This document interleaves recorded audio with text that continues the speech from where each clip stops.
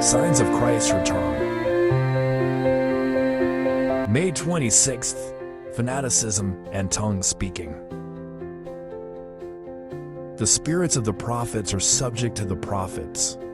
For God is not the author of confusion, but of peace, as in all churches of the saints. 1 Corinthians 14, verses 32 and 33. A spirit of fanaticism has ruled a certain class of Sabbath keepers.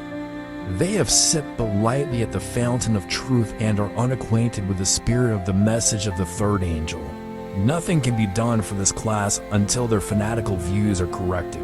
Some of these persons have exercises which they call gifts and say that the Lord has placed them in the church. They have an unmeaning gibberish which they call the unknown tongue, which is unknown not only by man, but by the Lord and all heaven. Such gifts are manufactured by men and women, aided by the great deceiver. Fanaticism, false excitement, false talking in tongues, and noisy exercises have been considered gifts which God has placed in the church. Some have been deceived here. The fruits of all this have not been good. There are many restless spirits who will not submit to discipline, system, and order.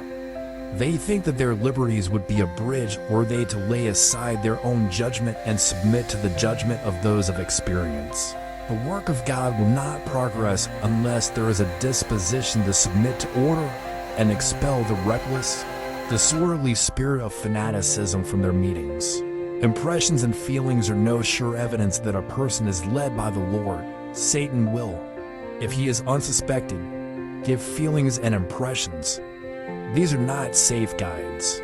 All should thoroughly acquaint themselves with the evidences of our faith, and the great study should be how they can adorn their profession and bear fruit to the glory of God.